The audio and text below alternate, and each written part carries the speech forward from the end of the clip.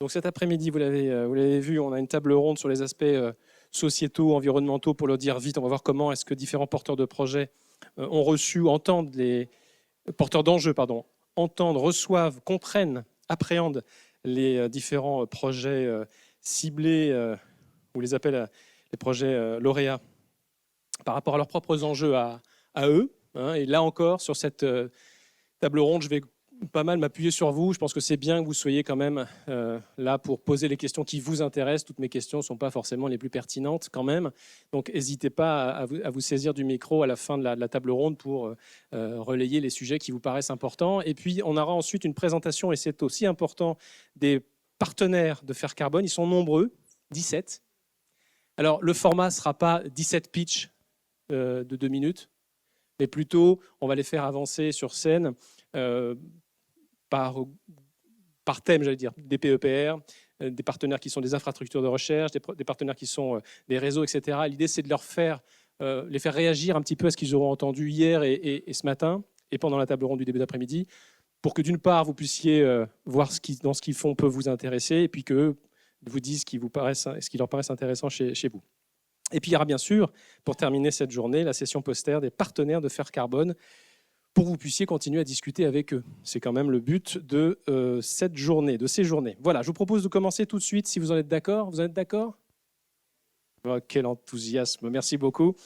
On va commencer tout de suite par cette table ronde des porteurs d'enjeux. J'invite les quatre à me rejoindre. Je vais vous présenter rapidement, parce que si la meilleure compréhension du cycle du carbone est évidemment cruciale pour affronter les défis du dérèglement climatique, la place du carbone et de son rôle dans l'atténuation et l'adaptation climatique dépasse la question, bien sûr, purement technique. Ça s'est déjà dit ce matin pendant la première table ronde.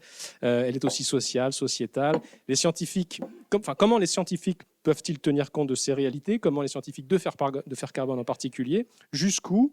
Et comment faire mieux partager les connaissances liées au cycle du carbone? On a parlé de communication dès ce matin avec au moins 2 des 4 des 6 projets lauréats. Donc j'aimerais les entendre aussi sur cette question de la communication, comment on partage des informations scientifiques à destination de décideurs politiques, à destination de la société civile dans son ensemble, associations, etc.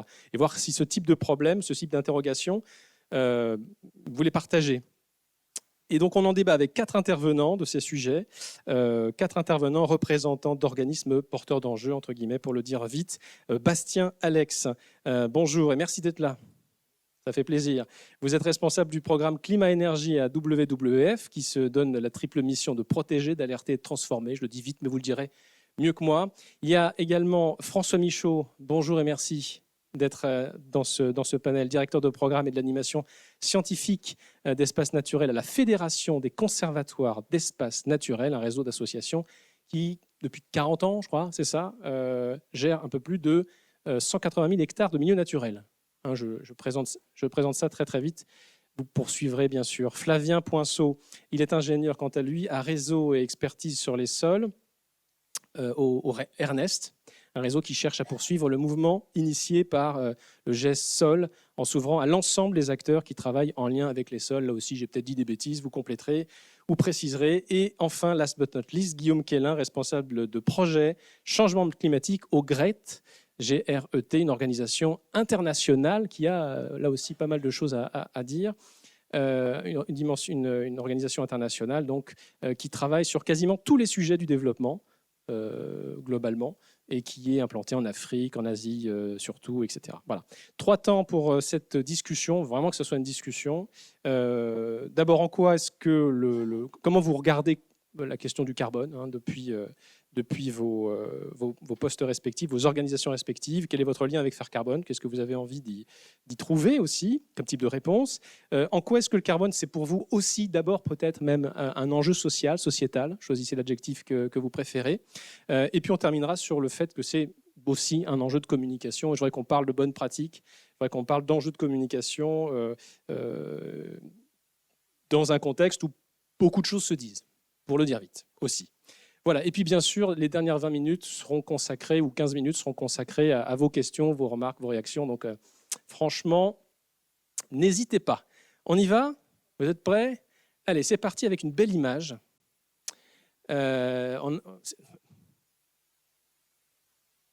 Posidonie. Hein. Alors, vous avez des micros juste là, ils sont allumés. On va se tourner tout de suite vers Bastien, Alex. J'ai utilisé cette image parce que vous travaillez beaucoup à la défense de la Posidonie, mais c'est un thème parmi d'autres. De façon générale, comment ce thème, le carbone, vous le regardez à WWF? En quoi est-ce qu'il monte en puissance? En quoi est-ce que c'est un sujet qui vous concerne? Merci. Effectivement, c'est un sujet qui nous concerne puisqu'il est extrêmement transversal. Donc, je pense qu'il touche à peu près toutes les activités. Bonjour, je vais commencer par là aussi quand même. On va vous demander aussi d'être indulgent parce qu'on est la table ronde de l'après-midi, de la reprise. Vous avez déjeuné lourdement. Hein, il y avait du fromage Comment avec ça, de la lourdement? truffe. C'était très léger, Hein, les lentilles. On va faire de notre mieux pour vous maintenir éveillé, quitte à se chamailler un petit peu, on verra. N'hésitez pas non plus, oui. Bon, je plaisante. Donc oui, je pense que le sujet carbone touche à peu près toutes nos missions que vous avez nommées, donc alerter, transformer et protéger, qui est souvent la manière dont on présente nos activités au WWF. Pour juste donner une illustration peut-être de la manière dont on opère dans ces champs et en lien avec le carbone, je dirais protéger, c'est par exemple le projet qu'on évoquait d'ailleurs juste à l'instant avec mon collègue, un projet Nature Impact qui vise à protéger à peu près 15 000 hectares de forêt en France, tout en séquestrant un peu de CO2. Donc un projet orienté d'abord restauration, mais j'ai envie de dire qu'en France, dès qu'on fait un projet forestier, c'est un peu difficile de ne pas mentionner le carbone. Hein, c'est aussi ce qui intéresse beaucoup les entreprises. On aura l'occasion d'y revenir. Mais en tout cas, voilà, très concrètement, c'est un projet qui est en plein dans la thématique du jour. Si je regarde notre mission alertée, on a évoqué ces sujets d'ailleurs ce matin ou peut-être hier dans l'après-midi. On a commis un rapport il y a 2 ans maintenant sur la contribution de la biomasse pour une consommation énergétique en France. C'est aussi un sujet en lien évidemment avec le carbone, tout ça dans le but de réduire nos émissions, mais en arrêtant de s'inventer des rêves comme quoi la biomasse allait résoudre tous nos problèmes, parce que c'est malheureusement souvent comme ça que ça se passe. Hein. Les sujets ont des hypes comme ça régulièrement, l'hydrogène, Des effets la de mode biomasse. aussi dans Il y le a des effets de carbone. mode terribles qui peuvent être assez délétères. Donc là aussi, ça rejoint bien notre sujet. Et puis transformer. Alors quand on parle de transformer, on parle aussi d'activités transformationnelles. Je trouve ça toujours un peu pompeux, mais en tout cas, c'est ce qu'on essaye de faire avec les entreprises qui sont plus ou moins matures, avec lesquelles on discute dans le cadre de partenariats qu'on signe, pour les amener à transformer leur modèle de production et à, on va dire, améliorer leurs pratiques et réduire leur empreinte carbone. C'est plus ou moins difficile en fonction du niveau de préparation et on va dire de collaboration avec l'entreprise en question. Moi, pour ma part, dans mon équipe climat-énergie, on a plutôt des partenariats qui sont compliqués. Je vous donne des exemples, CMA-CGM. Vous imaginez décarboner un géant du transport maritime, c'est pas simple. Beaucoup de questions sur la Il y a une disponibilité solution, des mais un peu vecteurs techniques. radicale peut-être. Voilà. Donc, en tout cas, voilà, à chaque fois dans nos missions et dans nos partenariats avec les entreprises, on a à cœur de les challenger sur leur stratégie climat et les pousser au maximum vers la décarbonation, quitte à aborder des sujets un peu touchy, comme les questions de demande aussi, dont on a un peu parlé ce Donc vous matin. sentez une montée en puissance de cet intérêt-là auprès des acteurs avec lesquels vous êtes en contact, notamment ces entreprises, pas toutes bien sûr, mais certaines. Bien sûr, en tout cas, il y a une Donc vous prise les de conscience. accompagnez, vous les Voilà. informez aussi du coup. Voilà, on les informe, on les sensibilise, on les challenge et on les accompagne. Après, elles sont conscientes du sujet. Hein. Évidemment, c'est quelque chose qui occupe l'actualité depuis maintenant un moment. Et puis surtout, c'est ce que je crois que c'est Stéphane qui disait ça ce matin. Bah, les émissions baissent pas, donc on fait peut-être tous des trucs, mais en tout cas, C'est pas à l'échelle peut-être. voilà, c'est pas à l'échelle et ça fait 35 ans que le GIEC existe. Les émissions ne baissent pas au niveau mondial, donc ça veut dire qu'il faut faire plus et notamment au Vous nord. arrivez à discerner facilement au WWF une entreprise qui a vraiment envie de changer ses pratiques pour faire avancer le schmilblick, Oui. d'entreprise qui dit voilà, on va pouvoir bosser avec WWF, on connaît ces landmarks sympas, on va pouvoir travailler avec elle et pouvoir dire oui, nous aussi on s'intéresse au cycle Bah, du carbone, à la défense de l'environnement, etc. Je peux rentrer dans la tambouille interne si vous voulez, mais juste pour vous donner quelques clés de lecture. C'est vrai qu'on peut le voir assez rapidement, mais des fois on peut avoir des signaux un peu faux au départ et finalement être déçu de la teneur que prend le partenariat, mais vous avez tous les cas de figure. Généralement, on a tendance à dire qu'il faut une implication du top management vraiment importante, parce que sinon on a un leader qui va être très allant sur les sujets, mais en termes de descente de l'information, ça va pas se faire et du coup on va avoir des équipes opérationnelles qui vont avoir du mal à travailler avec nous et parfois c'est l'inverse, c'est-à-dire des équipes opérationnelles RSE avec lesquelles on travaille beaucoup qui sont très motivées et puis un top management qui va être un peu plus réticent Oui, à mettre en œuvre qui ne va pas des vrais forcément choix suivre à la stratégiques vitesse parce que souhaitée. derrière il y a des questions de part de marché, des questions de compétitivité qui sont quand même assez lourdes. Donc il y a des entreprises avec lesquelles ça s'est bien passé. Je pense à Sodexo qu'on cite souvent un exemple qui a pris le choix de, par exemple, pour décarboner son offre, passer à des menus végétalisés en grande partie avec un objectif de 50% de repas végétariens je crois, horizon 2030 ou 2040, je ne sais plus. Bon, voilà, ça c'est un vrai choix avec des implications, mais il faut être en mesure de le prendre. Je suis peut-être un peu long là. Non, c'est très bien. C'est comme ça d'où vous allez parler. Je vais vous redonner la parole dans quelques instants pour puissiez nous parler un peu de fer carbone, comment vous regardez. Je voudrais qu'on continue à faire circuler la parole et je vais donner la parole à Monsieur Michaud parce que depuis 2 ans, vous faites un travail de méthodologie. Alors, je rappelle que vous êtes à la Fédération des conservatoires d'espaces naturels. Depuis 2 ans, vous menez un travail de méthodologie pour calculer le carbone stocké dans les sites des conservatoires. Donc, c'est un enjeu important pour vous. Et puis, on reparlera de Posidonie parce qu'on n'a pas commenté cette belle photo. Juste un mot avant de répondre à cette question. François Michaud, que fait la Fédération des conservatoires d'espaces naturels, son job? Nous, on coordonne un réseau d'associations. On est 23 associations partout en France de conservatoires d'espaces naturels et dans lequel notre métier premier, c'est de gérer des milieux naturels. Donc, on en a environ 270 000 au dernier chiffre. C'est 4 000 sites partout en France, plutôt sur des écosystèmes terrestres.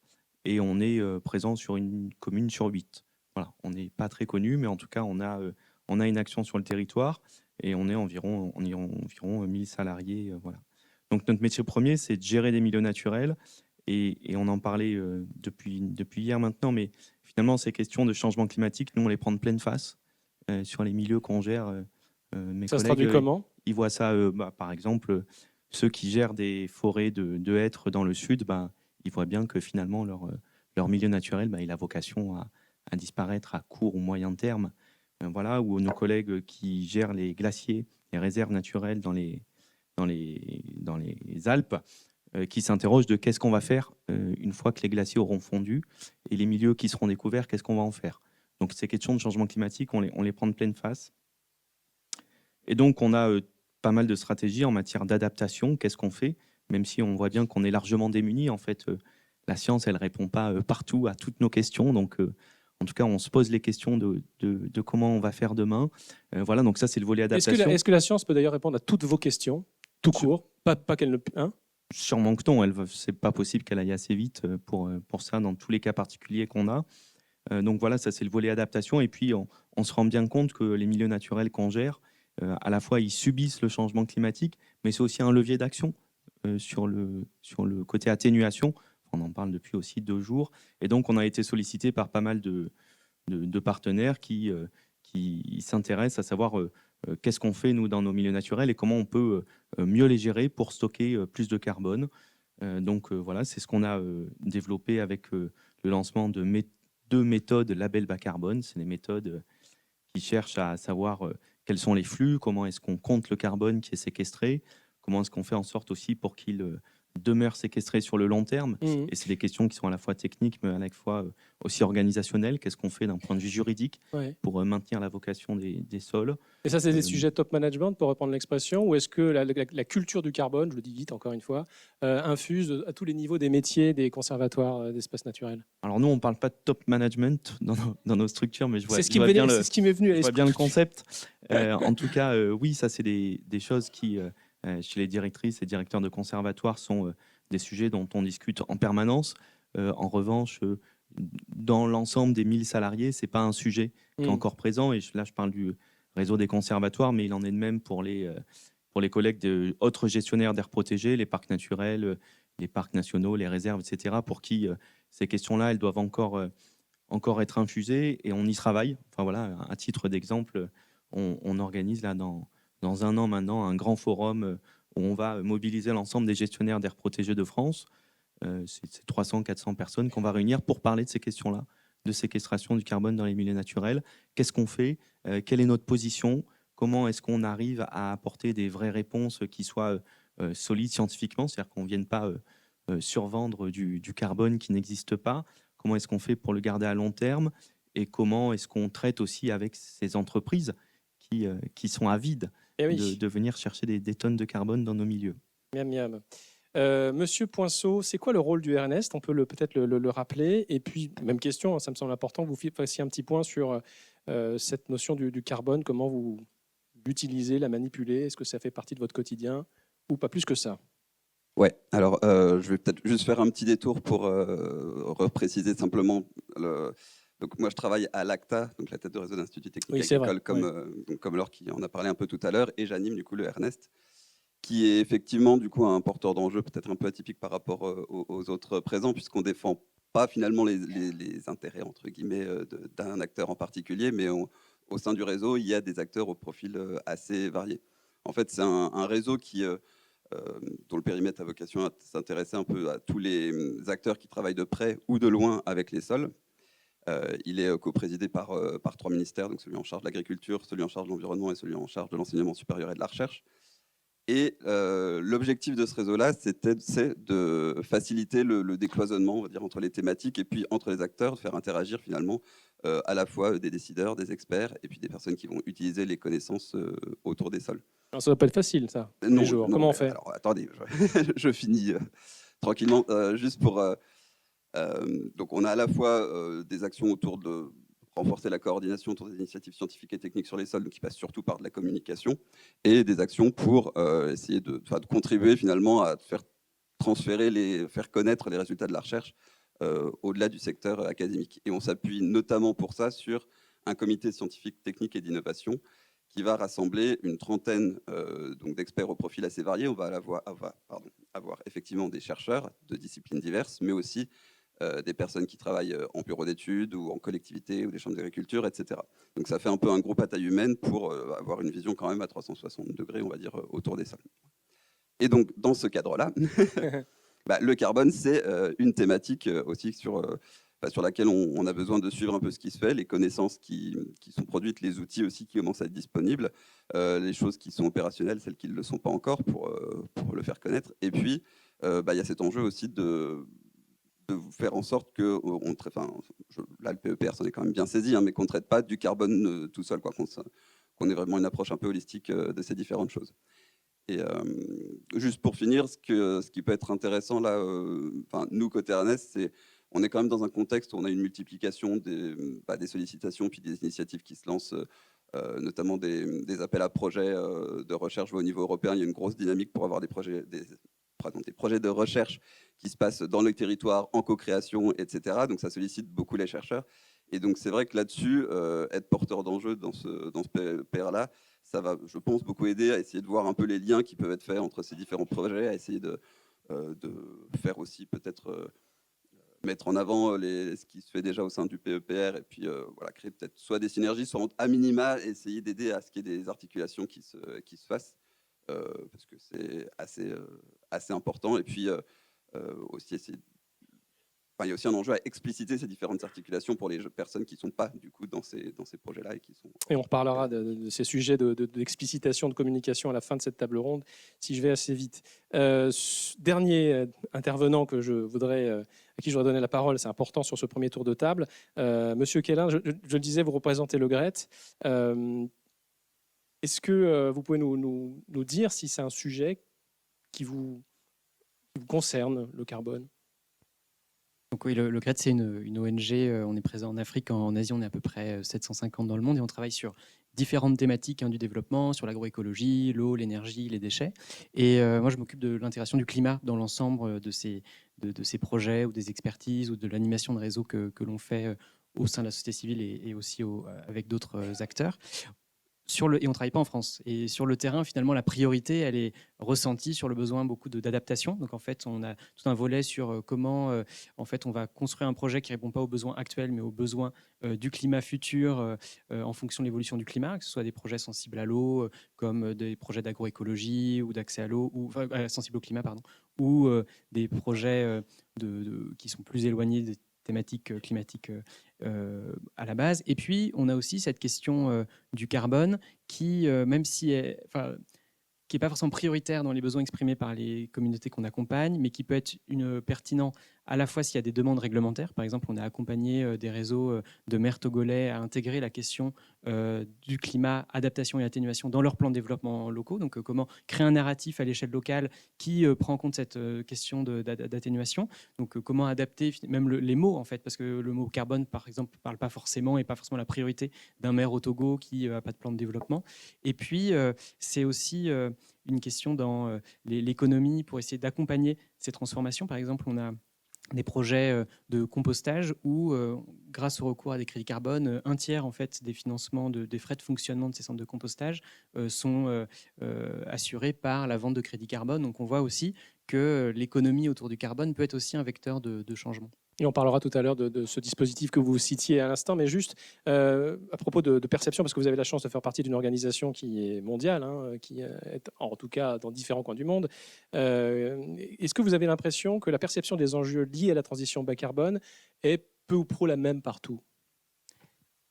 Bon, je pense que les principes clés de la Convention 4 des Nations Unies sur le changement climatique donnent des réponses, parce qu'il y a le principe du droit au développement, qui est un principe fondamental, et le principe des responsabilités communes mais différenciées. Donc en fait, ça ouvre une marge de créativité pour chaque territoire et État pour répondre à cette question et s'emparer de cette question. Donc ça, c'est le premier point.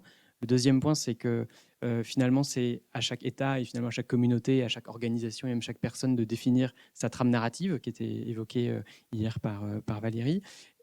Ça pose deux questions. La première, c'est est-ce qu'on a le temps de faire ces trames narratives? Mais d'un autre côté, ça permet aussi de s'approprier ces enjeux. Et je pense que prendre le temps de définir des nouveaux narratifs qui embarquent des personnes qui potentiellement peuvent être à la base éloignées sur ces questions du climat et de carbone, qui peuvent voir ça pas comme une priorité. Je pense notamment aux zones de crise. Je pense que c'est important de prendre ce temps. Et c'est une opportunité pour que ce soit réellement universel. Et puis deuxièmement, en fait, comme chaque État doit faire une contribution déterminée au niveau national et faire le maximum possible pour atteindre l'objectif collectif, se pose la question du juste, qui est dans le fer carbone, dans la notion de fer. Et en fait, cette notion de juste, je pense qu'elle doit trouver un équilibre entre, d'une part, qu'est-ce qui est juste pour les communautés en fonction de leurs défis sociaux, économiques, politiques. Donc, comment on crée ce narratif à partir de concertation et de perception des visions des territoires et des communautés, d'une part. Et d'autre part, si on laisse des acteurs seuls définir ce narratif, c'est peut-être pas cohérent vis-à-vis de l'urgence et de l'ambition nécessaire à l'échelle mondiale. Donc finalement, ce côté juste, il doit être mis en cohérence aussi avec et trouver un équilibre avec ce que la science demande en fait comme nécessaire ambition, et trouver ce juste équilibre du narratif entre le désir des personnes et les démarches scientifiques. Je pense que c'est un équilibre à trouver, à co-construire, qui est important. Donc je pense que il vous arrive de penser parfois que ces narratifs sont irréconciliables? non, je ne pense pas. Il y a des méthodes pour essayer En fait, je pense que... Des méthodes? Non, je pense que il faut que ce soit pas, c'est pas possible que ce soit pas irréconciliable.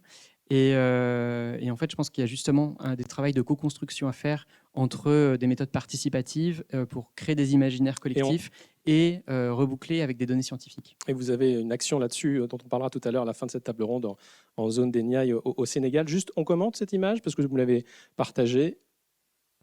Donc là, c'est un projet qui est plutôt lié sur l'adaptation, mais qui a aussi des co-bénéfices en atténuation. C'est un projet dans la zone des Niayes où on crée des plateformes locales de l'eau pour que les acteurs, les différents usagers, donc il y a des collèges de femmes, d'hommes, de jeunes, d'agricultrices, d'autres types d'usagers, puissent mieux s'informer de cette question de la ressource et de la juste répartition de cette ressource. Et en fait, dans nos travaux, on a pas mal de mise de concertation et de mise en débat à partir de connaissances scientifiques pour essayer que les acteurs soient plus à même de définir leur propre gouvernance à l'échelle locale. Et je pense qu'on a pas mal de travaux qui sont liés à l'adaptation, notamment sur des projections futures du climat et les mettre en débat avec les perspectives, les perceptions actuelles de l'évolution du climat. Et sur le côté atténuation des émissions, il y a moins de travaux en cours. Je parle au niveau du GRET, mais je pense aussi au niveau des ONG de développement, alors qu'il y aurait des besoins pour justement créer ces narratifs. Donc je pense que ça peut être un point de synergie avec le PEPR. On va passer à la question des enjeux sociétaux. Je voudrais me retourner vers Bastien Alex. Alors d'abord, je vous avais promis de commenter cette image, mais juste votre action sur les Posidonies. On a une action qui débute sur les herbiers de Posidonie, mais qui, on va dire que c'est un écosystème qui stocke énormément de CO2, qui pousse très lentement. La question se pose aussi de le valoriser économiquement, comme beaucoup de choses, chose sur laquelle on travaille via des crédits, chose sur laquelle on travaille pour que ce soit fait correctement. Alors justement, parlons-en. parlons-en. Pour éviter cet emballement. Mais pardon, juste avant, parce qu'on n'a pas parlé des projets Faire Carbone, du coup, est-ce qu'on zappe cette question? J'aimerais vous entendre dessus aussi. Ouais. Ouais. Mais, ouais. Je le dis très rapidement, j'aurais dû commencer par là aussi pour donner quelques chiffres sur le WWF France. Et le WWF, c'est une des premières organisations, vous le savez tous, de protection de l'environnement. Il y a à peu près 110 bureaux dans le monde. On est à peu près 6000 personnes, je crois, à travailler pour l'ONG. On est 150 en France et chose importante aussi pour les échanges qu'on a eus, il y a donc le bureau parisien qui est au Pré-Saint-Gervais, plutôt où moi je travaille, mais on a des bureaux dans les territoires ultramarins que sont Guyane et Nouvelle-Calédonie. Et on a aussi un bureau à Marseille qui travaille sur le sujet Posidonie. Et une partie de l'équipe forêt aussi qui est basée à Marseille. Et je salue d'ailleurs Jean-Luc, qui est administrateur du VVF France, Jean-Luc Schott, qui est encore là. Merci d'être resté pour m'écouter, Jean-Luc. Ça fait plaisir. Pour que je dise pas trop de bêtises. Merci Jean-Luc. Mais non, blague à part, et pour revenir sur les projets, justement, faire carbone. Oui, voilà, un petit tour de table rapide Petit tour de sur table comment rapide. vous entendez ce que vous avez, comment vous recevez ce que vous avez entendu ce matin. Bon, grosse montée en compétences pour moi. Je pense que je ne suis pas encore au top sur le cycle biogéochimique du carbone, mais je ferai des efforts pour les prochains séminaires, c'est promis. On peut participer à ce commentaire. Oui, je crois qu'on n'est peut-être pas les seuls. Non, mais plus sérieusement, j'écoutais Jean-Marc là, de Drought4Sea. C'est un projet évidemment qui nous parle, puisqu'on est sur Nature Impact, je le disais tout à l'heure, un projet de restauration forestière qui sauve du CO2 avec des enjeux colossaux en termes d'impact de la sécheresse sur les capacités des écosystèmes forestiers à stocker du carbone. Slamby, j'en ai parlé aussi avec Manon hier soir, intéressant pour nous puisqu'on travaille avec GRDF notamment sur les conditions de durabilité de la méthanisation en France, qui est un sujet aussi compliqué. On part du principe que de notre point de vue, il n'y aura pas de durabilité de la méthanisation s'il n'y a pas de durabilité des intrants agricoles qui sont jetés dans le méthaniseur. Il y a des débats en cours aussi sur la CV complète de la méta en fonction des intrants, donc ça c'est des sujets qui nous intéressent énormément. Le projet PIS aussi, j'en ai parlé je crois avec Julien, sur l'impact de la fonte du pergélisol, notamment sur l'évolution de couverture végétale et sur les relargages méthane, en lien avec ce que disait aussi Valérie Masson-Delmotte sur le sujet entre méthane et aérosol, les effets réchauffants et refroidissants à court terme. Donc non, il y a beaucoup de points d'intérêt et je ne peux pas terminer cette courte intervention sans mentionner le fait que moi j'ai en tout cas personnellement un intérêt particulier pour l'axe 4 qui n'est pas encore doté, mais je suis impatient de voir les projets qu'on aura à nous présenter, donc si j'ai bien compris assez rapidement, peut-être dans le cadre d'un prochain séminaire, mais évidemment pour être aussi dans ce syndrome du Work Package 5 qui doit être comblé. Et moi, je serais ravi d'en discuter avec les uns et les autres parce que c'est typiquement le segment sur lequel nous on se positionne, en tout cas être dans la recommandation opérationnelle pour le politique qui se base toujours sur des travaux scientifiques. On est une ONG science-based, on ne peut rien faire sans la connaissance scientifique. On est là pour la traduire en reco et porter ça via du plaidoyer auprès des décideurs et pour sensibiliser aussi évidemment l'opinion publique. Et je vous propose de continuer ce tour de table sur la façon dont vous avez perçu en les découvrant, vous ne les avez pas découverts complètement, mais en les écoutant ce matin. Y a-t-il un mot-clé, une approche, un projet ciblé, un projet lauréat qui, messieurs, vous a semblé retenir votre attention? Et puis au-delà de ça, si vous n'avez pas de réponse précise à apporter tout de suite, pourquoi vous avez choisi de vous rapprocher de Faire Carbone? On peut peut-être reparler de ça aussi. Je vous laisse répondre dans l'ordre que vous souhaitez. Je prends la parole pour dire que moi, je suis intéressé par tous les projets. Enfin, tous les projets lauréats que vous avez. C'est tellement facile. Ah bon? Oh là là. Bon, ouais, il va y avoir une micro-table ronde dans la table ronde. Non, en fait, parce qu'on a besoin de savoir ça. On a besoin de savoir où sont les stocks, où sont les flux, qu'est-ce qu'il faut faire, comment agir, comment aussi ne pas, qu'est-ce qu'il ne faut pas faire. Et peut-être ça, c'est quelque chose qu'il serait souhaitable de encore peut-être plus développer parce qu'on parle beaucoup de carbone, mais ça a été évoqué à côté. Mais on a aussi d'autres intérêts, le développement, les enjeux liés à l'eau, des enjeux liés à la biodiversité. Et moi, c'est ceux qui m'occupent aussi. Et on sait qu'on peut faire des projets carbone, notamment à l'international, qui viennent stocker beaucoup de carbone, mais qui ne sont pas toujours très favorables. Et qui ne sont pas vertueux sur les autres aspects. Pour la biodiversité. Et je pense qu'il faut qu'on soit vigilant sur ça, collectivement. Et donc, on a aussi besoin de regarder les effets induits sur la biodiversité. Ça veut dire que des scientifiques, selon vous, doivent, dès le démarrage de leur projet, Faire Carbone ou autre, introduire dans leur démarche, dans leur façon de faire de la science, cette réalité-là? Je n'ai pas la prétention de dire ce qu'ils doivent faire, mais en tout cas, oui, c'est intéressant qu'on ait cette information. Comprendre qu'il peut y avoir des effets latéraux négatifs. Oui, pour le dire très vite. Certes, il y a de la connaissance de base, mais derrière, c'est transformé par la société. Et qu'est-ce qu'on en fait de ça d'un point de vue voilà, pour la biodiversité? Je voudrais aussi vous poser la question du rapport au temps. parce que vous l'avez rappelé tout à l'heure, vous êtes dans des sujets cruciaux, immédiats. Et le temps de la recherche n'est pas forcément celui du presse-bouton. Comment vous gérez ça et comment vous partagez votre sentiment entre l'envie d'avoir des réponses rapides de la part d'une communauté scientifique bienveillante et bien intentionnée et puis le fait qu'il faut la laisser travailler? C'est très frustrant. C'est hyper frustrant. C'est-à-dire que tout ce que vous avez présenté, On voudrait la je réponse voudrais les demain. résultats tout de suite. Ce serait, Ouais, mais c'est pas possible. voilà, c'est pas possible. Et puis, puisque nous derrière, il faut qu'on transforme ça sur les territoires en projet de territoire. Donc, il y a encore du temps long avant que ce soit. Et ça vous paraît opérationnel. envisageable dans l'ergonomie générale, dans la physionomie générale d'un projet de recherche qui dure 5 ans, par exemple, d'avoir à 2 ans et demi un point de rencontre pour dire bah, ça, on peut peut-être commencer à réfléchir comment on peut l'implémenter, une telle innovation, telle idée, telle démarche? Ou est-ce que c'est une question que j'ouvre à la salle aussi, hein. Je ne sais pas si c'est une bonne idée. Je ne fais que poser de mauvaises questions. Est-ce que vous êtes En tout cas- demandeur de ce type d'approche qui tout cas, consisterait à oui. dire dans 2 ans, on se rappelle, on n'attend pas forcément 5 ans parce que nous, on a peut-être d'autres données, d'autres problèmes. Je pense qu'il y a déjà des résultats qui existent. C'est-à-dire qu'on parle des projets qui sont là, mais la recherche sur le carbone ne démarre pas depuis hier. Donc il y a des choses déjà qui existent et on a besoin de ce transfert-là en direct. On a besoin de toute cette connaissance et on ne se base que sur ça. Je termine peut-être le moment de réaction au projet lauréat et au projet ciblé. Voilà, qu'est-ce qui vous a paru sonner le plus à vos oreilles?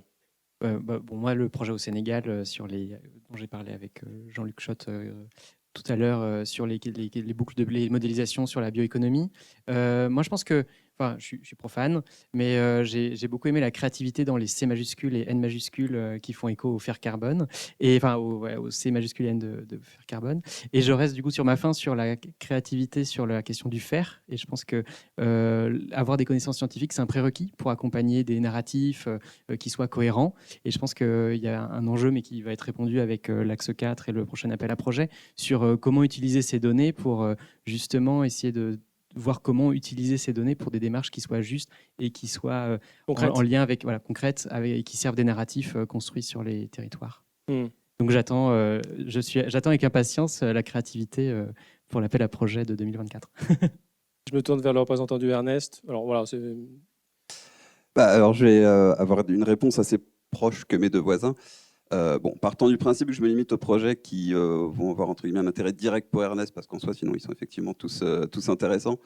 Dans les projets retenus, je citerai aussi SlamB, parce que cette volonté d'avoir un outil qui puisse être utilisé du coup à l'échelle du territoire par les acteurs là pour tester différents scénarios et avoir une idée de, voilà, en fonction de tel ou tel scénario, voilà comment évoluent mes impacts. Je trouve ça que c'est un vrai besoin et que ça peut vraiment avoir un impact important. Et puis après, même que mon voisin de droite, j'avoue que les projets qui ne sont pas encore là de l'axe 4, ça fait partie des enjeux que Ernest aussi essaie un peu de relever, de faire. On a, comme tu le disais, des connaissances déjà qui sont disponibles, et donc maintenant, il faut aussi qu'elles soient appliquées. Et donc, voilà. Très bien. On va avancer sur les aspects sociétaux, puis je vais me tourner vers vous, mesdames et messieurs, pour que vous puissiez poser vos questions si vous le souhaitez très très vite. Et puis on parlera peut-être à la fin, si on a le temps, des enjeux de communication. Sur les enjeux sociétaux, Monsieur Poinceau, Monsieur Michaud, Monsieur Alex, Monsieur Quélin, finalement, il y a plein d'acteurs qui tournent autour de la notion du carbone. Plein d'acteurs avec des intérêts convergents ou pas. Est-ce que de votre part, il y a une demande de référentiels, de guides de bonne pratique, de sources fiables qui permettraient, vous, à vos niveaux ensuite, de trier entre le bon grain et l'ivraie au moment des solutions, au moment de choisir des solutions, au moment de choisir des partenaires avec qui on va bosser, au moment de choisir des entreprises avec qui on va implémenter des solutions techniques locales ou autres. Est-ce que ça fait partie de vos attentes? Je pense à ça parce qu'au moment de préparer cette table ronde, Monsieur Alex, vous me citiez la nécessité de mettre en place des garde-fous sur ces sujets. Est-ce que c'est aux scientifiques de baliser un peu les thèmes par la connaissance qu'ils apportent ou pas? Et puis même, Monsieur Michaud, vous alertiez en préparant cette table ronde sur les risques associés à la pécuniarisation du service de stockage de carbone, par exemple, qui peut avoir des effets latéraux délétères, éventuellement, si c'est fait n'importe comment. Voilà. Question sur... Complètement, hein. La science, elle est là pour donner une vérité scientifique à un moment qui peut évoluer en fonction des travaux complémentaires qui sont menés, hein, parce la science évolue bien sûr, mais nous, on a toujours dit, par exemple, en ce qui concerne le stockage du CO2 dans les écosystèmes continentaux qui sont utilisés dans le cadre du marché volontaire du carbone, il est évident qu'il faut que ce soit extrêmement robuste et qu'on ait des méthodologies de calcul qui soient fiables pour éviter que des opérateurs s'enrichissent en vendant des projets peu cher, avec du carbone qui reste peu cher, sans qu'il y ait une garantie, on va dire, suffisamment importante sur la quantité de carbone stocké et la durée du stockage. Ça, c'est typiquement quelque chose qui a englouti des millions d'euros pendant des années, sans que ça ne fasse baisser d'ailleurs les émissions, hein, au passage, hein, puisque c'est... Et je boucle avec une initiative Science Based Target Initiative, donc comme son nom l'indique, basée sur la science. L'objectif de cette initiative dont vous avez peut-être entendu parler, c'était tout simplement de partir du principe qu'il y a des contributions déterminées au niveau national, je ne sais plus qui les évoquait tout à l'heure, pour les États, qui sont discutées lors des COP. Hein. Vous savez qu'il faut qu'on améliore, hein, nos ambitions, puisqu'on n'est pas du tout sur la bonne trajectoire. L'idée, c'était de demander aux entreprises de faire la même chose, de se fixer les trajectoires de décarbonation. Et on s'est dit que la meilleure façon pour le faire, c'était de le faire en se reposant sur la science. Et donc l'initiative s'est montée avec d'autres partenaires, dont le WWF, pour permettre aux entreprises de mobiliser des méthodologies qui partent tout simplement du budget carbone qui nous reste à dépenser pour rester dans le cadre de l'accord de Paris d'ici 2100. Et donc, ils appellent ça désagrégation des budgets carbone en fonction des secteurs d'activité et de la zone d'opération de la société. Ça permet de calculer la contribution qu'elle doit faire, en tout cas en matière de réduction. Et ensuite, évidemment, toujours sur l'esprit science-based, il faut élaborer un plan de transition qui va être la manière dont on mobilise différents leviers, opérationnels ou pas, hein, ou techniques, pour on va dire, respecter cette trajectoire et donc faire décroître les émissions. Donc on a besoin de ces garde-fous scientifiques à tout moment lorsqu'il est question de décarbonation. C'est des choses que vous attendez aussi d'une communauté comme celle de Faire Carbone?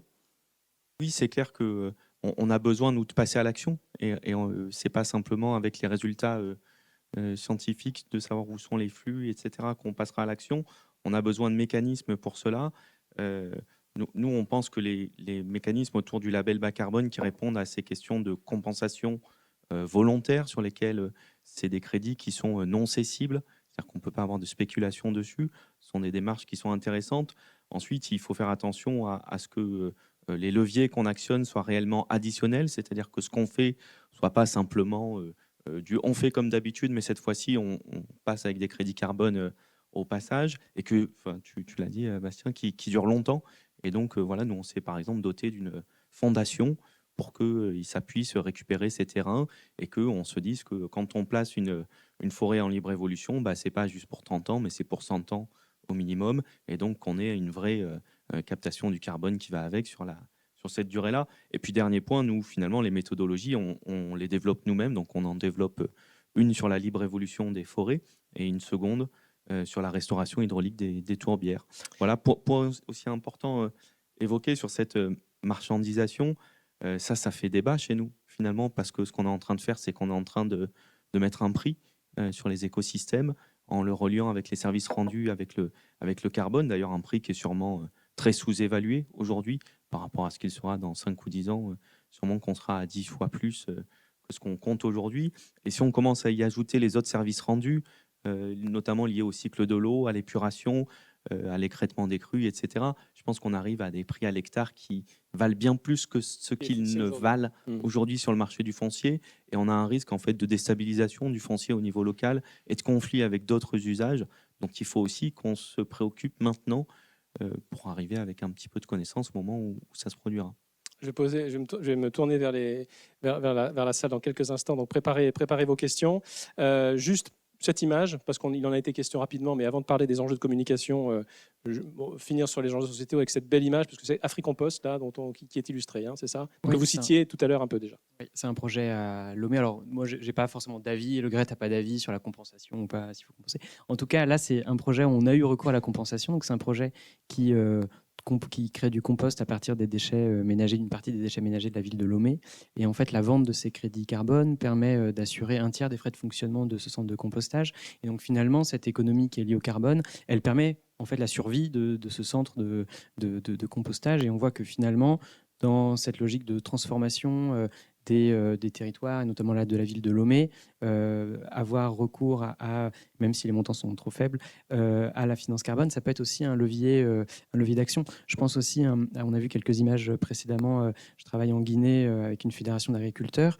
Eux, ils sont en train de passer petit à petit sur de l'agroécologie. Ça change aussi leur business model qui était associé à du microcrédit pour l'achat d'intrants et notamment de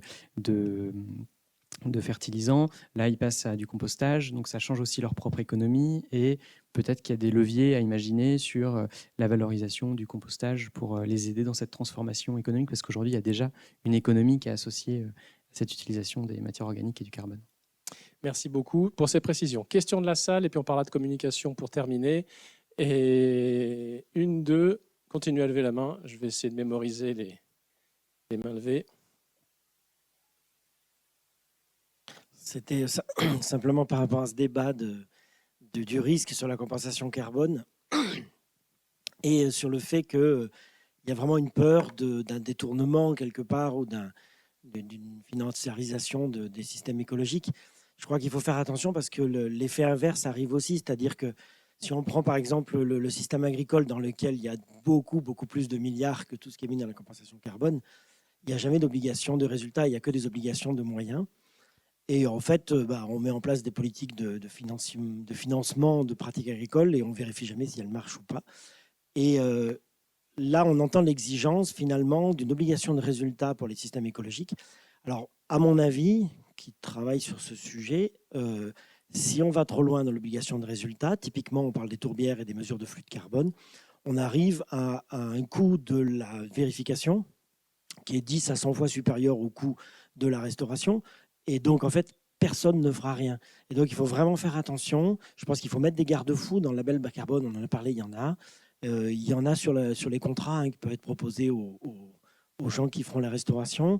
Il y a effectivement une question de foncier, mais attention à ne pas tomber dans l'obligation de résultat sur les écosystèmes, parce que sinon, c'est terminé, il n'y aura pas de compensation carbone dans les écosystèmes. Je vous laisse réagir ou pas, c'est vous qui voyez, mais en attendant, je me tourne vers l'axe 4. Je voulais juste ajouter aussi en réaction à ce que tu disais qu'on a des projets aussi qui peuvent être financés par ce système.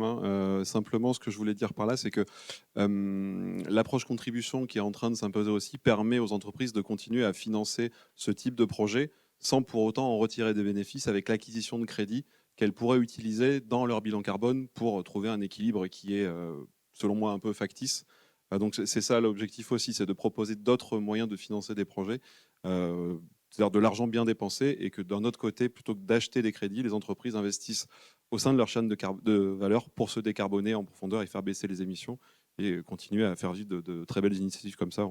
On a des projets qui sont totalement similaires. Merci, ouais. J'avais la même remarque que Daniel sur les coûts de MRV associés à la compensation, puisqu'on en a parlé, mais je ne vais pas la redire du coup. Et je vais sortir de l'axe 4 pour partager avec vous quelque chose qui m'a frappé ce matin dans la présentation des projets et ciblés et lauréats sur les aspects adaptation et la projection sur les scénarios climatiques. On en a un peu parlé tout à l'heure, mais finalement, on en a assez peu parlé ce matin dans les présentations en tant que tel. Quel scénario, quel narratif, c'était le mot qui revenait beaucoup. Peut-être qu'on a un enjeu au niveau de l'animation entre les projets pour pousser cette question. Et du coup, la question pour vous, c'est à quel grain vous recevez ce genre d'analyse et de scénario, et quel grain est nécessaire pour vous? Je ne sais pas si c'est très clair à la fin. Mais quel niveau, quel scénario, quel grain, quelle résolution, quel horizon? Quel type de livrable, plus ou moins compréhensible, pour être ensuite poussé dans vos actions? J'ai été désigné volontaire. Non, je pense que peut-être que tu faisais écho. Quand on travaille par exemple, quand je travaille sur la question de l'adaptation, je présente les différents scénarios qui ont été présentés par Valérie Masson-Delmotte avec les marges d'incertitude. Et en fait, des personnes qui sont a priori en Afrique de l'Ouest plus concernées par l'adaptation, en fait, elles voient qu'elles sont dans une situation d'incertitude et en fait elles doivent s'adapter en fonction de ce que sera la réponse mondiale et les émissions de gaz à effet de serre mondiales. Parce qu'en fait, si on a un scénario 8.5 ou de 2.4, ça va être totalement différent. Donc en fait, elles voient que même si leur priorité c'est l'adaptation, elles dépendent de l'action mondiale sur l'atténuation.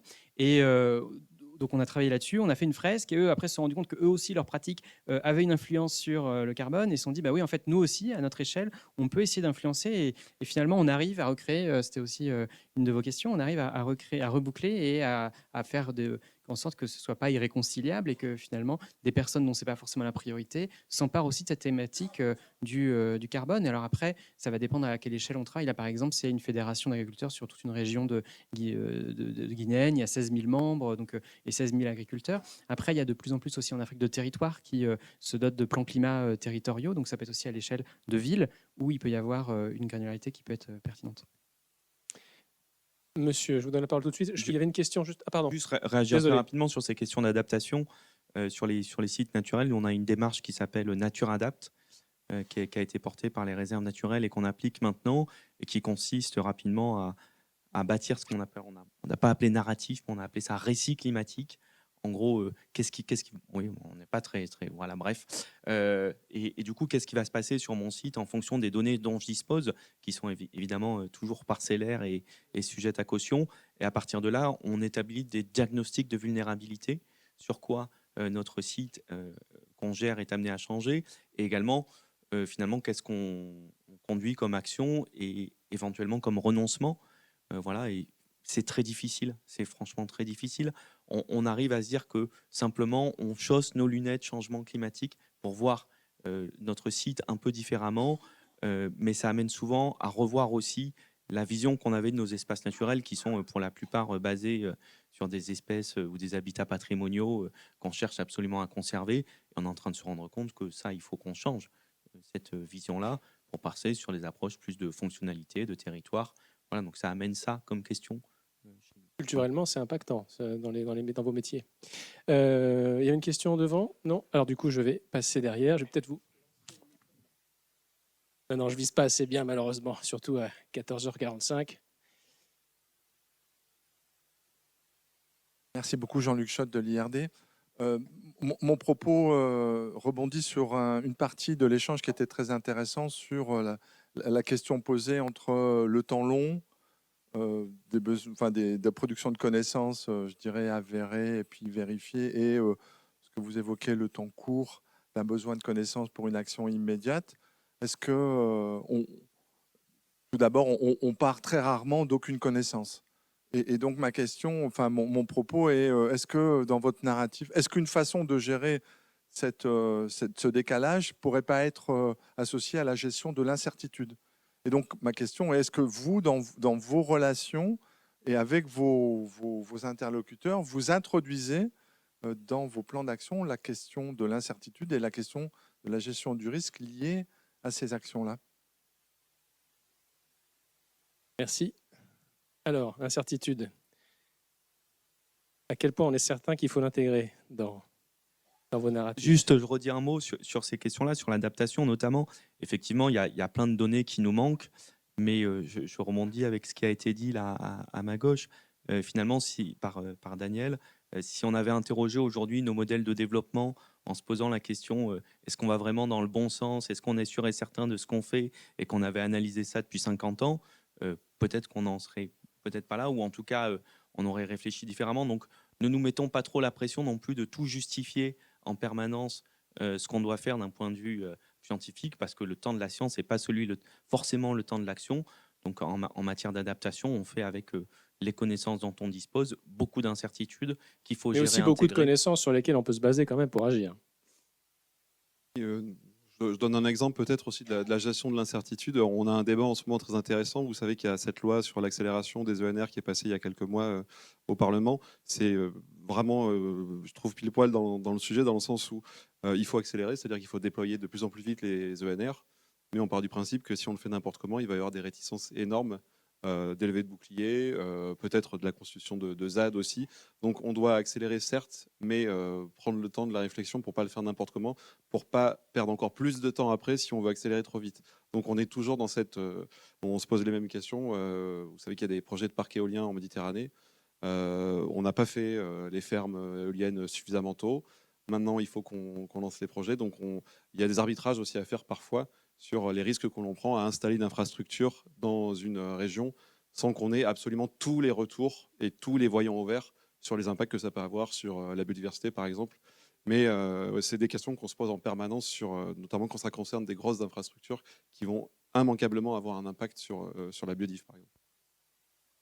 Juste un mot, je pense que sur cette question d'incertitude, en fait, quand on est dans une logique de transformation ou de transition, en fait, il y a une prise de risque parce qu'il faut changer des pratiques. Et en fait, et cette prise de risque, c'est qui porte le risque. Et en fait, je pense que une contribution de Faire Carbone, c'est que améliorer la connaissance, ça limite la prise de risque. Et donc, du coup, ça peut faciliter des transitions qui sont justes, où le risque n'est pas porté, par exemple, par des acteurs du Sud ou par les acteurs finaux, mais où il y a un portage qui est aussi il y a un risque qui est moindre pour ces acteurs finaux qui ne sont pas forcément responsables historiquement de ces émissions. Et en fait, je pense que c'est une contribution intéressante de la connaissance pour justement des transitions justes qui fait le lien avec le titre du projet. Et puis de toute façon, vous l'indiquiez tout à l'heure, vous pouvez garder le micro parce que du coup, je vous fais commenter cette image. Tout passe beaucoup par la concertation, par le dialogue. On accepte plus ou moins une incertitude en fonction de la façon dont elle est présentée au cours d'échanges, de discussions, de débats. Là, typiquement, on est où ? Là, on est dans la zone du Fouta-Djallon en Guinée, où on travaille sur des gestions intégrées de la ressource en eau à l'échelle de différents bassins sous-bassins. Et donc, on interroge les acteurs sur la question de quelle perception ils ont de leur territoire et de leur sous-bassin, quelles connaissances ils ont de la ressource en eau, de l'évolution du climat et quelles décisions ils sont prêts à prendre pour essayer d'améliorer et de choisir des options d'adaptation en fonction de l'évolution du climat. Donc on met aussi en débat au cours de ces temps d'échange des projections scientifiques avec un maillage qui est quand même plutôt fin pour essayer de nourrir ces échanges de données scientifiques. Et je pense que ça pourrait être intéressant aussi d'avoir des démarches similaires sur ces questions liées à l'atténuation. Bastien, Alex, vous vouliez ajouter quelque chose ? Non ? Une autre question ? Pas de question ? Très bien. Dans ce cas-là, je poursuis. Parce que tout à l'heure, j'ai diffusé cette image. C'est une image qui illustre la rencontre des chercheurs liés à l'environnement, pour le dire vite, avec des hommes et femmes politiques, des députés.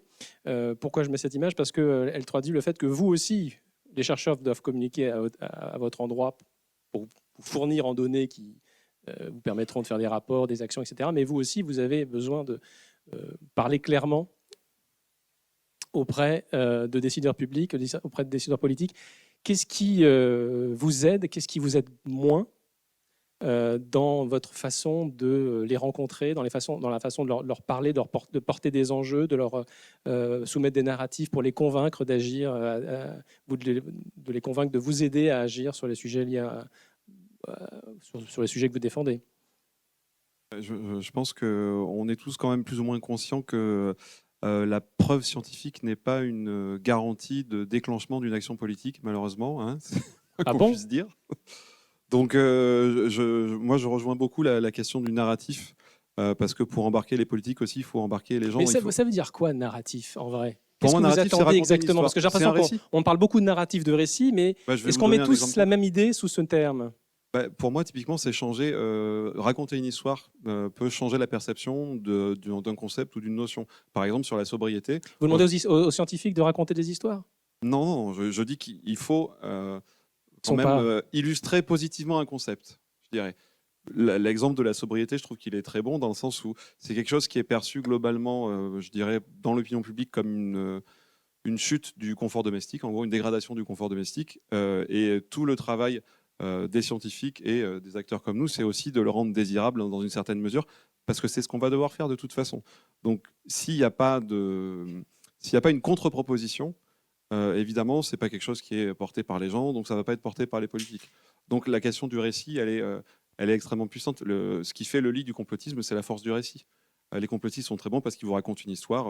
Il y a des gens qui peuvent parler 4 heures d'affilée en faisant des liens avec des événements qui n'en ont aucun.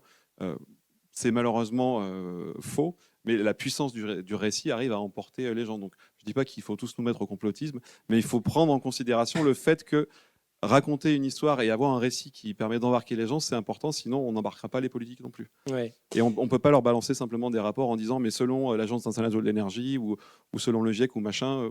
Moi, je fais le constat, comme nous tous ici, que... D'accord, mais ça serait plutôt votre job à vous, pas le job oui, des mais chercheurs. parfois, on a besoin des scientifiques Si. aussi. J'avais envie de dire qu'on a besoin de la science, mais on a aussi besoin des scientifiques.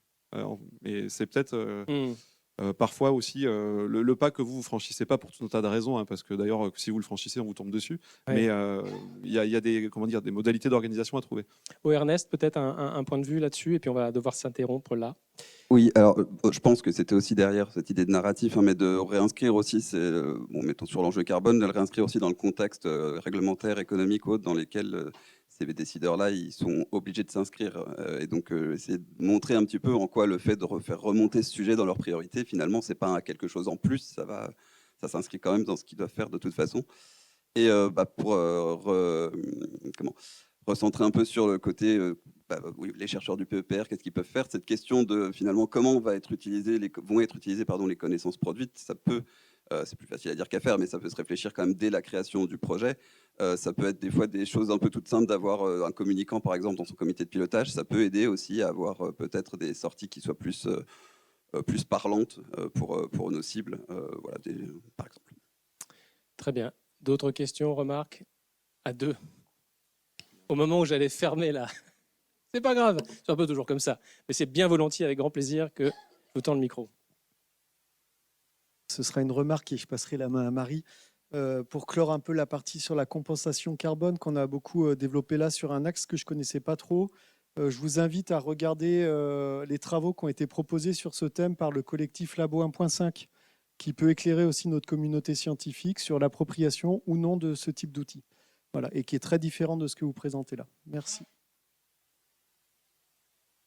Moi, je me pose beaucoup la question sur qu'est-ce que les scientifiques pourraient vous apporter et qu'est-ce que vous pourriez apporter aux scientifiques dans le cadre justement des changements globaux, dans le cadre de séquestration de carbone, et sur quelles pratiques ou quelles bases on pourrait travailler ensemble.